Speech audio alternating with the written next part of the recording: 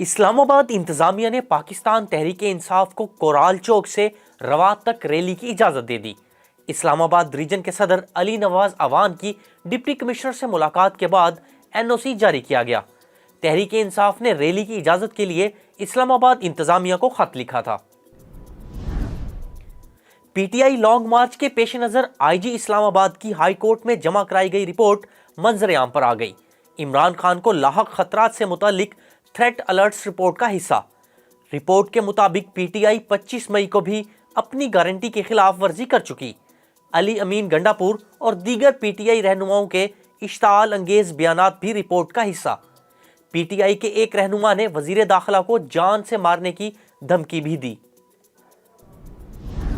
پاکستان تحریک انصاف کے چیئرمین عمران خان پر حملے سے متعلق بنائی گئی JIT نے ملزم نوید سے تفتیش شروع کر دی۔ ذرائع کے مطابق ملزم نوید کا کہنا ہے کہ عمران خان لوگوں کو گمراہ کر رہے تھے، اکیلے ہی حملے کی منصوبہ بندی کی۔ فائرنگ کے بعد کنٹینر سے دائیں گلی میں فرار ہونا تھا لیکن پکڑا گیا۔ میرا کسی سیاسی یا دینی جماعت سے تعلق نہیں۔ ملزم کا کہنا ہے کہ مجھے کسی نے حملہ کرنے کو نہیں کہا تھا۔ 2 گھنٹے تک انتظار کرتا رہا۔ کنٹینر کے آگے پولیس نہ ہونے پر سامنے آ کر فائرنگ کی۔ انسداد منشیات کی عدالت میں وفاقی وزیر داخلہ رانا ثناءاللہ اور دیگر کے خلاف منشیات برآمدگی کیس کی سماعت۔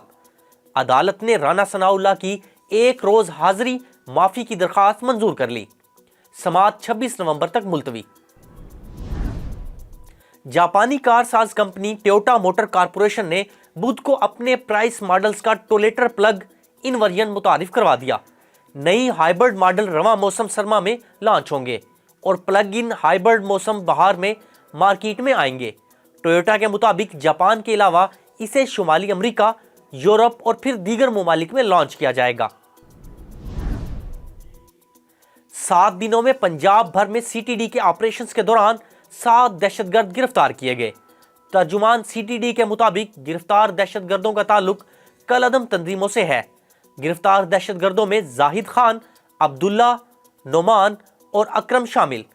صدیق، احسن اور شعیب بھی گرفتار دہشت گردوں میں شامل۔ آزاد کشمیر کے علاقے پلندری میں سکول وین کھائی میں جا گری۔ حادثے میں 3 طالبات جاں بحق ہو گئی۔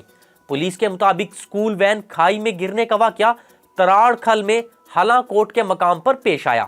حادثے میں وین ڈرائیور بھی شدید زخمی ہوا۔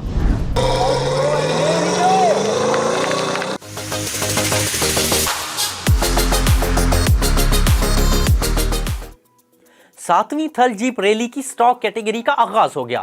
سٹاک کیٹیگری میں 70 کے قریب ریسرز حصہ لے رہے ہیں، جن میں 4 خواتین بھی شامل ہیں۔ سٹاک کیٹیگری کا ٹریک 195 کلومیٹر طویل ہے۔